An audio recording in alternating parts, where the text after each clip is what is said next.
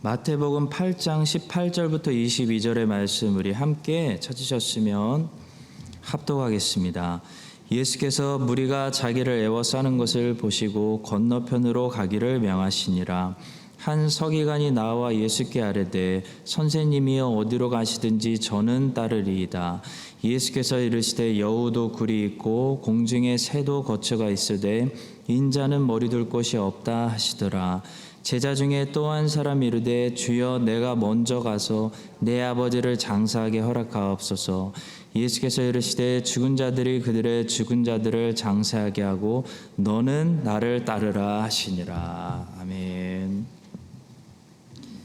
나를 따르라, 너는 나를 따르라 라는 제목으로 말씀을 전하겠습니다. 마태는 마태복음을 기록할 때 유대인들을 겨냥하면서 기록했던 것 같습니다. 그래서 유대인들에게 매우 익숙한 모세오경이 생각나도록 마태는 마태복음에 예수님의 긴 5편의 설교들을 기록해 놓았습니다. 첫 번째 설교는 산상설교로 유명한 설교로서 마태복음 5장부터 7장에 기록되어 있고요.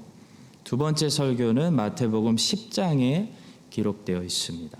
이 첫 번째 설교와 두 번째 설교 사이에 8장과 9장에서 마태는 예수님의 10가지 기적들을 기록해 놓으면서 예수님의 가르침과 예수님의 행하심의 균형을 잡았는데요.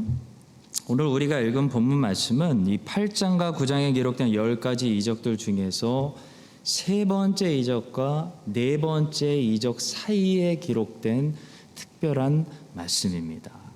따라서 오늘 본문의 말씀은 10가지 이적에 관한 말씀이 아니고 예수님을 따라가는 제자의 삶은 어떤 삶이어야 하는지 가르쳐주는 말씀입니다.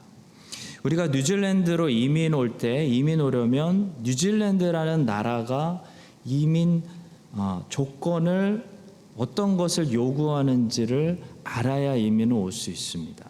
마찬가지로 예수님을 따라가는 제자가 되려면 예수님께서 요구하시는 제자의 조건들이 무엇인지 알아야 예수님을 따라갈 수 있습니다. 오늘은 그런 차원에서 예수님을 따라가는 제자가 되려면 어떤 삶을 살아야 하는지, 하나님께서 어떤 삶을 요구하시는지 본문을 묵상하도록 하겠습니다. 먼저 첫 번째 큰 대지는 예수님을 따라가려면 각오해야 될 세 가지에 관한 것들인데요. 먼저 첫 번째는 수고를 각오해야 한다는 사실입니다. 수고를 각오하지 않는 사람은 아무도 예수님의 제자가 될 수 없습니다. 예수님의 제자는 굉장히 수고스러운 삶을 살아야 됩니다. 예수님을 따라가다 보면 항상 수고롭게 일하게 됩니다. 룻이 부지런히 보아스의 밭에 나가서 땡볕 밑에서 하루 종일 허리를 굽혀 이삭을 줍는 일을 했던 것처럼 예수님의 제자들은 하나님의 밭에 나가서 하루 종일 일평생 허리 굽혀 땀 흘려 일해야 되는 그런 수고로운 삶을 사는 것이지, 물론 가끔 이 룻이 쉬었던 것처럼 달콤한 쉼을 주시죠. 그렇지만 전체적으로 보면 수고로운 삶을 사는 것이지 예수의 제자가 논다거나 게으르다거나 편안한 삶을 산다는 것은, 나태하다는 것은 상상할 수 없는 일입니다. 18절에 보시면 예수께서 무리가 자기를 애워싸는 것을 보시고 건너편을 가기를 명하시니라 라고 말씀합니다. 예수님이 지금은 이쪽에 눈앞에 계시기 때문에 무리는 예수님께 열광하고 예수님을 애워쌌지만 보십시오. 과연 이 무리 안에서 얼마나 많은 사람들이 예수께서 디베라 바닷가 맞은편으로 건너가셨을 때 그 예수님을 따라가기 위해서 바닷가 맞은편까지 따라가는 수고를 감당할까요? 아마 많은 사람들이 그 수고를 감당하기 싫어서 집으로 돌아갔을 것입니다. 오늘도 마찬가지입니다. 예수님을 따라간다는 것은 때로는 저 디베라 바닷가 맞은편까지 함께 건너가야 되는 수고를 감당한다는 것을 말씀합니다. 그 말은 곧 배를 구해야 되고 배를 구하는 과정 속에 비싼 돈도 지불해야 될지도 모르고 배를 구하지 못하면 거기서 주저앉아서 나는 최선을 다했어 라고 스스로 위로하는 것이 아니고 육지를 돌아가는 수고를 감당해서라도 예수님을 따라가는 것, 그것이 예수님을 따라가는 수고하는 삶이지. 예수님이 가시네? 그러면 어쩔 수 없지 뭐. 내가 저기는 못 따라가지. 하나님 아시잖아요. 저는 최선을 다했어요. 내가 어떻게 저걸 감당합니까?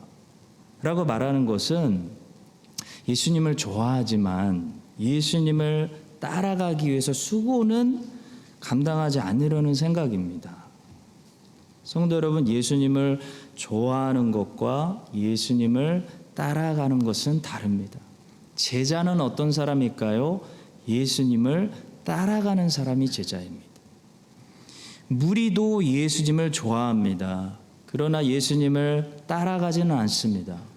왜냐하면 예수님을 따라가려면 저 바다 반대편까지 가는 시간적인 희생, 경제적인 헌신, 자기 삶을 일정이 다 있었을 거 아니에요. 이 사람들도 그걸 내려놓는 헌신 등등 여러 가지 수고를 감당해야 되기 때문입니다.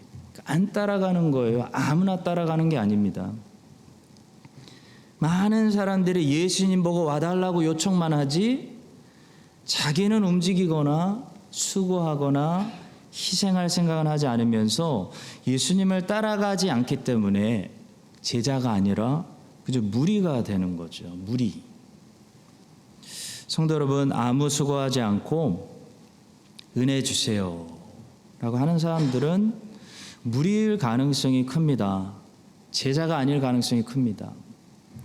제자는 지금도 수고하고 헌신하고 희생하면서 예수님이 가시는 곳이 시드캠프든 청소년 집회든 중고등부 사역이든 다민족 사역이든 인도네시아 선교든 예수님이 자꾸 가시는 곳을 수고하면서 따라가는 사람이 제자지, 안 따라가면서 예수님 오셔서 은혜 주세요, 예수님이 오실 때만 애워싸고 열광하고 또 가시면 안 따라가고, 거긴 못 따라가죠. 제가 멍하니 기다리는 사람들은 제자가 아니라 무리인 것입니다. 성도 여러분, 예수님을 기다리지만 말고 우리가 예수님을 따라가야 하는 줄로 믿습니다. 예수님을 따라가려면 수고해야 됩니다. 때로는 배를 타야 됩니다. 많은 수고하지 않으려고 하기 때문에 이 첫 번째 단계에서 제자가 이미 제자가 되지 못하고 무리로 남는 사람들이 많이 있습니다. 지금도 반복됩니다. 이 사실을 우리가 기억하고 예수님께서 가자, 바닷가 반대편으로 가자라고 하실 때 예수님께서 가시는 곳이 어디든지 얼마나 많은 수고와 값을 치러야 될지라도 예수님과 떨어지거나 멀어지지 않기 위해서 열심히 수고하면서 주님을 기쁨으로 가까이 따라가는 제자가 여러분과 제가 될 수 있기를 주님의 이름으로 축복합니다. 예수님을 따라가려면요, 각오해야 될 세 가지 중에 두 번째는 세상적이고 물질적인 유익이 없을 것을 각오해야 합니다. 이 첫 번째 관문을 통과하고 열심히 수고를 감당하면서 예수님을 따르는 무리 중에 안타깝게도 이 두 번째 관문에서 돌아가는 사람들이 있습니다. 이런 사람들은 어떤 사람들이냐면 열심히 수고를 감당하면서 예수님을 바다 반대편까지 따라가지만 대단한 사람들이지만 이 사람들이 이렇게 열심히 내는 목적은 세속적이고 물질적이고 자기 중심적인 그런 욕심을 채우려고 할 때가 많다는 거죠.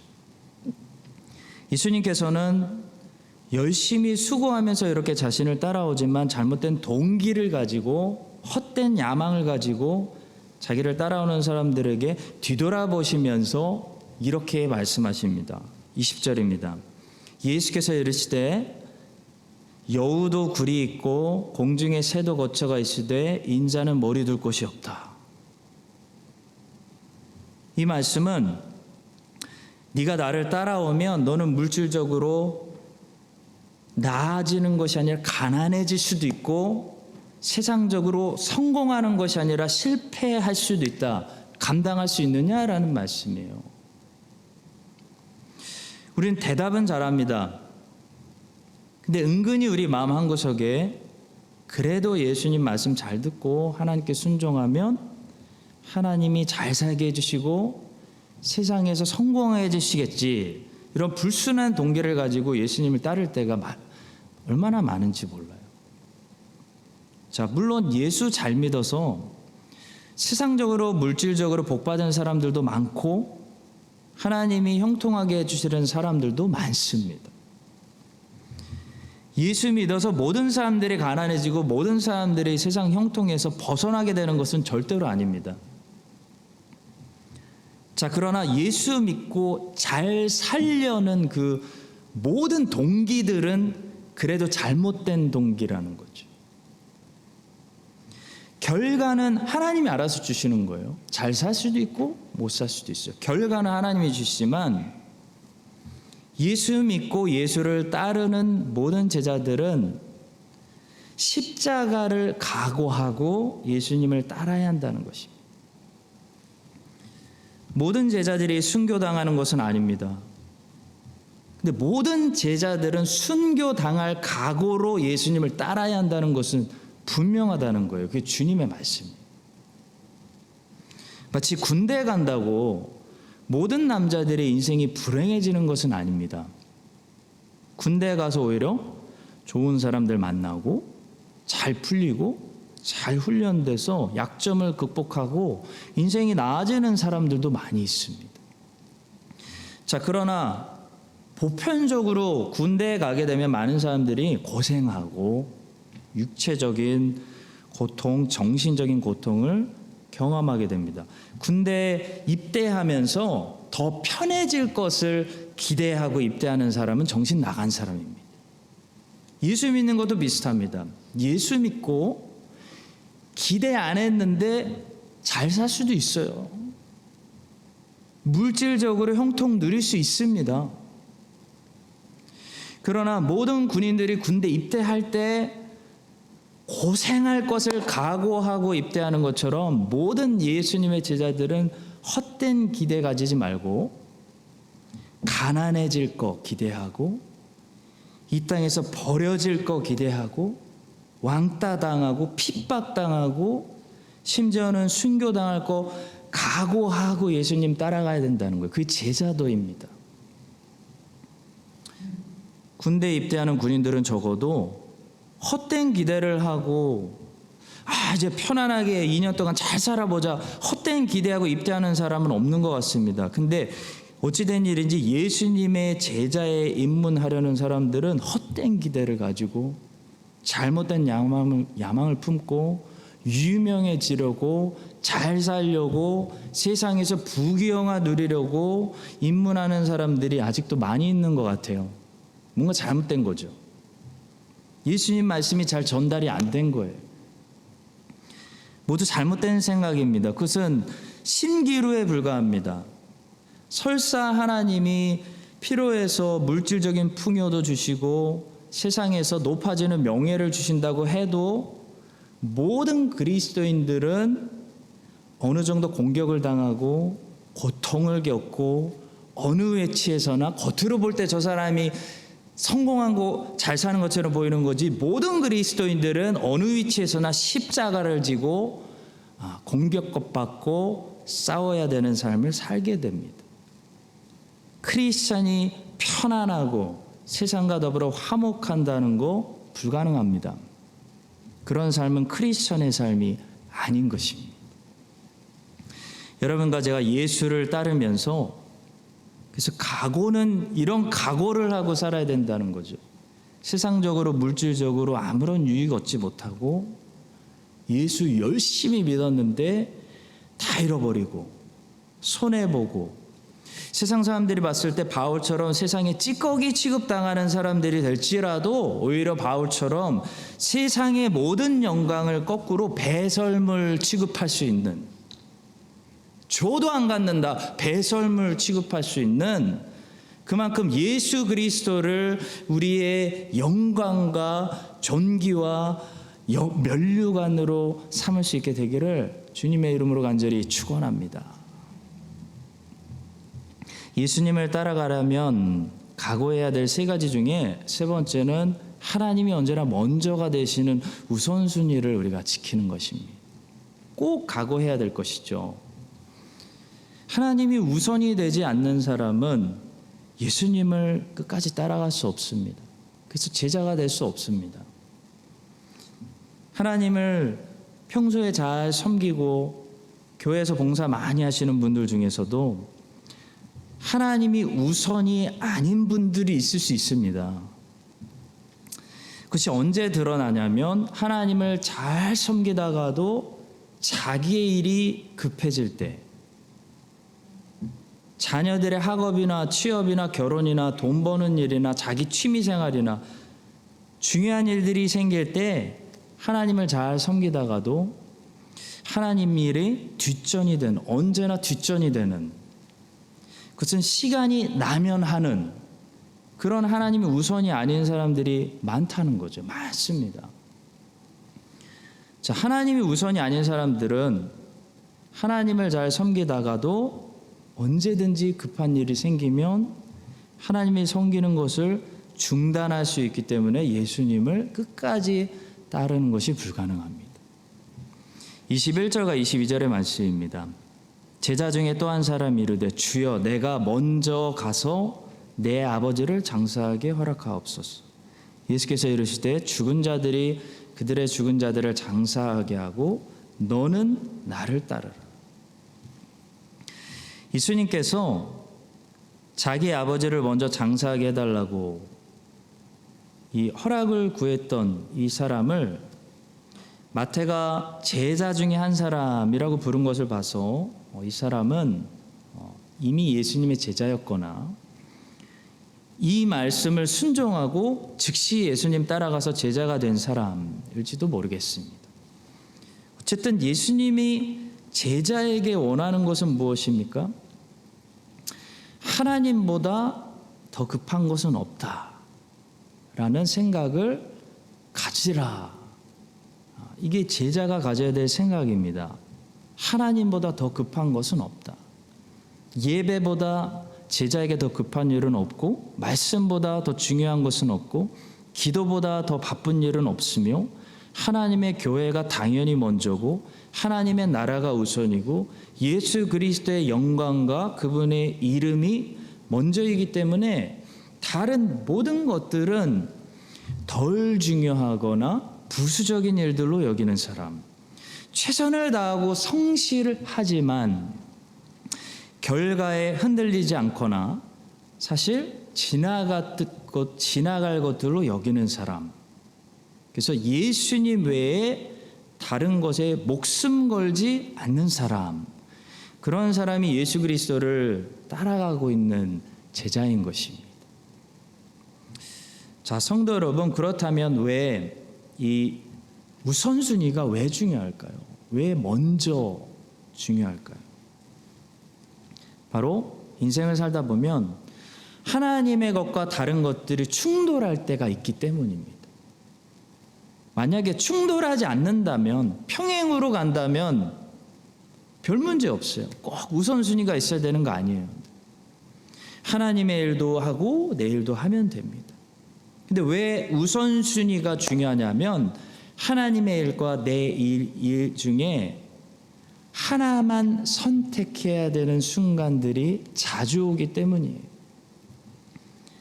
하나를 붙잡고 하나를 버려야 할 때가 온다는 거예요. 내버려 던져야 돼요. 정말로 포기해 버려야 될 때가 오기 때문이에요. 자, 그때 둘 다 할 수 있을 때는 내가 진짜 제자인지 몰라요. 제자인 것 같아요. 하나님 일 하고 내 일 할 거니까.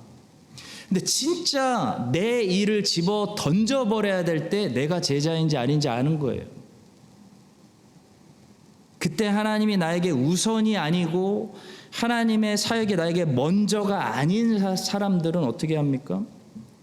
그동안 하나님을 잘 섬겼었는데 하나님의 것과 내 것이 충돌할 때 내 것을 포기하지 못하는 거예요. 하나님을 포기해요. 예수를 그만 따라갑니다. 그런 사람이 되기 때문에 예수님 말씀하시는 거예요. 예수님의 제자가 되려면 너는 우선순위가 분명해야 된다. 언제라도 다 버릴 수 있어야 돼.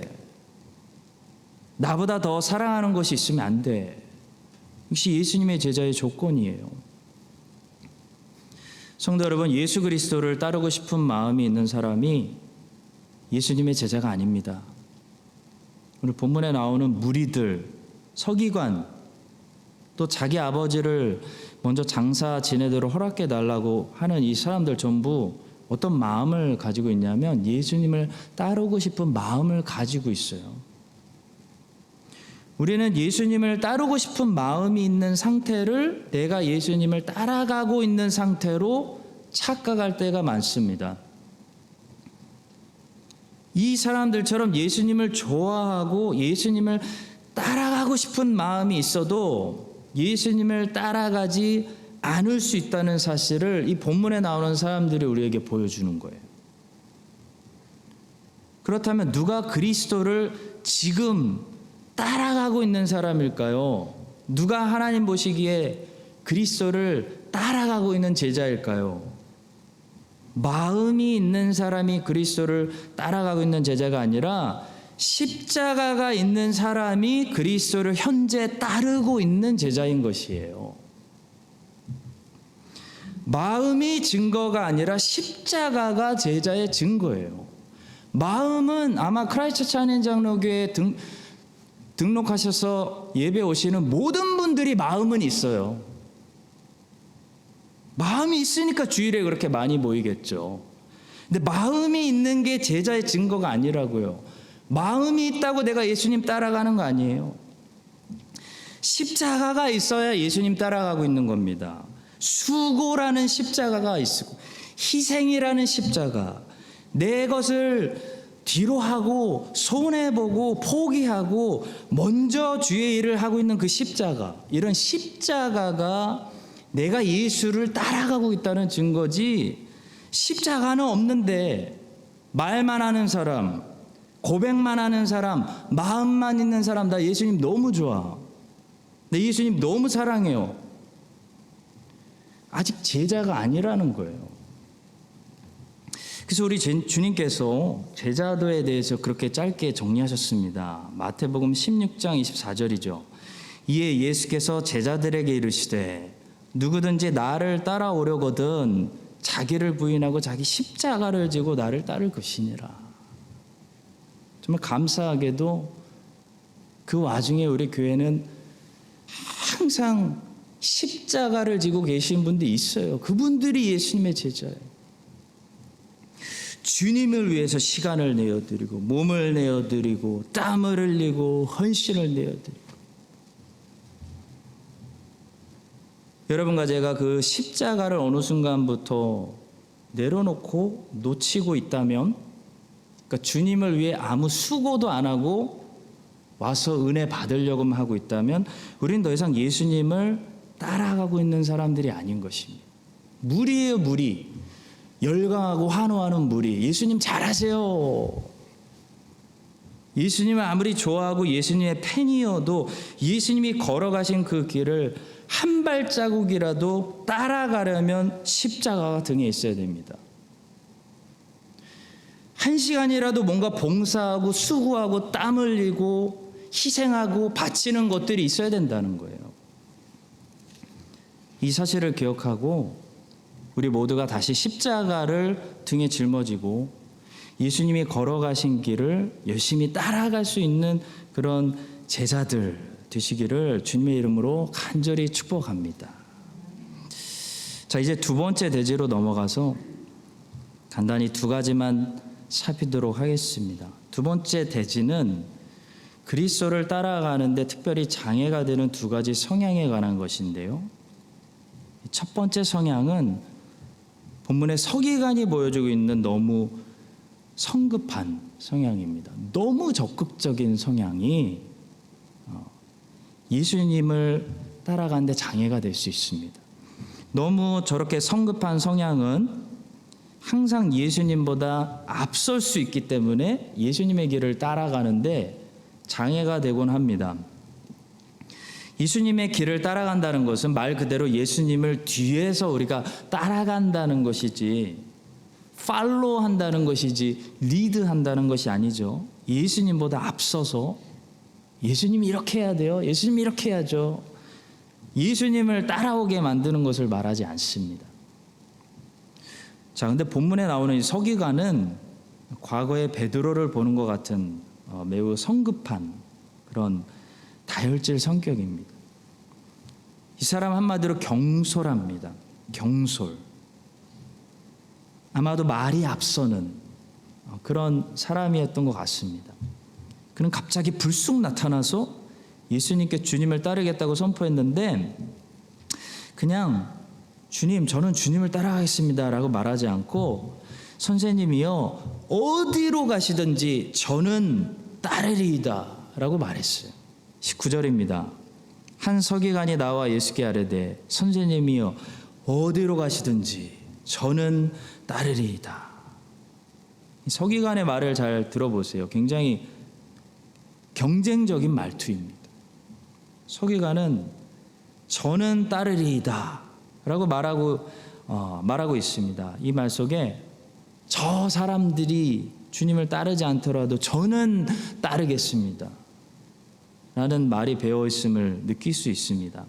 마치 베드로가 이전에 그냥 나는 주님을 부인하지 않겠습니다 라고 말하지 않고 굳이 다른 사람들이 다 주님을 부인할지라도 나는 주님을 부인하지 않겠습니다. 경솔히 말한 것과 비슷합니다.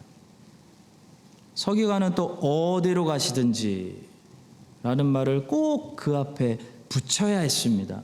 그냥 주님을 따르겠습니다 하면 될 것을 주님 어디로 가시든지 나는 따르겠습니다. 한마디로 큰 소리 치는 겁니다. 자, 이 사람이 현재 경솔하다는 것과 말이 앞선다는 것을 잘 아시는 주님께서는 이런 사람을 제지하시기 위해서 그의 템포를 한 템포 늦추시는 말씀으로 적절하게 답을 주셨습니다. 20절입니다. 예수께서 이르시되 여우도 굴이 있고 공중에 새도 거처가 있으되 인자는 머리 둘 곳이 없다.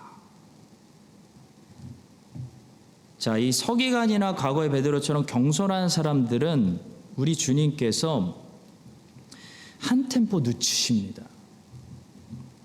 왜냐하면 이 사람들 이대로 놔두면 주님보다 앞서가서 주님을 리드하려고 하기 때문이죠. 이런 사람들은 주님의 방법대로가 아니라 자기 방법대로 주의 일을 할 수 있는 그런 위험한 사람들입니다. 의외로 교회에 항상 문제가 되는 사람들은 나쁜 사람들이 아니고 자기 열정이 강하고 자기 확신이 강하고 주님보다 템포가 빠른 사람들입니다. 우리는 베드로가 주님을 위해서 항상 무슨 일을 하려다가 주님의 일을 거의 망칠 뻔했다는 사실, 사탄이라는 소리 들었다는 사실을 잊지 말아야 됩니다. 혹시 여러분과 제 안에도 너무 급한 성향이 있어서 우리를 경솔하게 만들고 말이 언제나 앞서게 만들고 말이 과장되게 만들고 내 방법을 쓰게 만들고 주님보다 앞서가게 만든다면 예수님을 따라가는데 장애가 되는 이런 우리의 지나치게 적극적인 성향들을 주님께서 절제시켜 주시기를 간절히 바라고 소망합니다. 마지막으로 그리스도를 따라가는데 또 장애가 되는 이 두 번째 성향은 본문의 두 번째 사람이 보여주고 있는 너무 소극적인 성향입니다. 너무 적극적인 성향도 장애가 되는데 반대로 너무 소극적인 성향도 주님을 따라가는데 장애가 될 수 있습니다. 아니면 양쪽 성향을 우리가 순간순간 다 가지고 있을 수도 있습니다. 본문에 나오는 두 번째 사람처럼 지금 즉시 그리스도를 따르지 못하고 이런저런 일들 때문에 계속 생각하고 고민하고 머뭇머뭇거리는 사람들이 있어요. 우리 안에도 그런 성향들이 있습니다. 자, 이런 성향이 때로는 주님을 따라가는데 장애가 될 때가 얼마나 많은지요.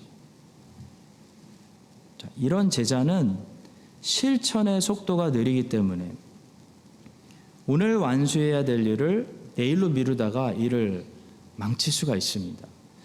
이 다윗이 압살롬을 피해서 도망갔다가 다시 돌아왔을 때 다윗을 향해서 반역을 일으키는 사람들 중에 세바라는 사람이 있었습니다. 이 세바의 반역을 이제 진압하기 위해서 다윗은 압살롬을 죽인 말 안 듣는 요압을 대신해서 아마사라는 새로운 군대 장관을 임명했습니다. 이 아마사라는 사람은 다윗에게 충성된 그런 훌륭한 사람이었는데요. 다윗이 아마사에게 명령을 줬는데 이 명령을 속전속결로 해결하지 않고 지체시키다가 결국 더 재빠른 요압에게 본인도 살해당하고 왕이 시킨 일도 빼앗기는 그런 최후를 맞이하게 되었습니다. 아주 중요한 교훈이 있습니다. 사무엘하 20장 4절과 5절의 말씀을 보시겠습니다. 왕이 아마사에게 이르되 너는 나를 위하여 3일 내로 유다 사람을 큰 소리로 불러 모으고 너도 여기 있으라 하니라. 아마사가 유다 사람을 모으러 가더니 왕이 정한 기일에 지체된지라. 말씀해요. 자, 예수님께서는 이래서 못하고 저래서 못하고 지금 하지 못하는 이유를 자꾸 찾아내면서 지체하는 느린 제자들에게 화내시거나 미워하시는 것이 아니고 이렇게 말씀하십니다. 22절이에요. 예수께서 이르시되 죽은 자들이 그들의 죽은 자들을 장사하게 하고 너는 나를 따르라라고 말씀하세요. 이 말씀은 세상 일은 세상 사람들이 알아서 하게끔 맡기고 너는 지금 당장 나를 따르라는 말씀이에요. 사랑하는 성도 여러분, 마가는 마가복음에서 즉시라는 단어를 무려 41번이나 사용합니다. 이 말은 예수님은 지체하지 않으시고 하나님의 뜻을 향해 즉시 순종하시는 종이었다 사실을 우리에게 말해주기 위함입니다. 너무 생각이 많고 너무 이거저거 따져보고 너무 지체하고 결단하지 못하는 소극적인 성향이 예수님을 따라가는데 장애가 될 수도 있습니다. 충분히 인내하면서 하나님의 시간을 기다려봐야 하는 일들이 있고 하나님의 계시된 뜻이 분명한 일들에 관해서는 지체하지 말고 즉시 순종할 때 하나님의 뜻이 성취되는 것을 경험하게 됩니다. 우리가 하나님을 기다리는 것은 맞는 것이지만 아브라함처럼 우리는 하나님을 기다려야 되지만 하나님이 우리를 기다리시게 해서는 안 되겠습니다. 이 사실을 기억하고 예수님을 우리가 따라가는데 방해가 될 수 있는 이 두 가지 성향, 너무 지나치게 적극적인 성향과 너무 지나치게 소극적이어서 순종의 속도가 느린 성향, 이 두 가지 성향들을 성령님께서 날마다 제거해 주시고 예수님을 최고로 잘 따라갈 수 있는 그런 건강하고 밸런스가 잡힌 그런 성품을 우리 안에 성령님께서 창조하여 주셔서 여러분과 제가 예수님을 아브라함처럼 기다릴 줄도 알고 또 예수님처럼 즉시 순종하고 따라갈 수 있는 그런 탁월한 종들이 될 수 있기를 주님의 이름으로 간절히 축복합니다.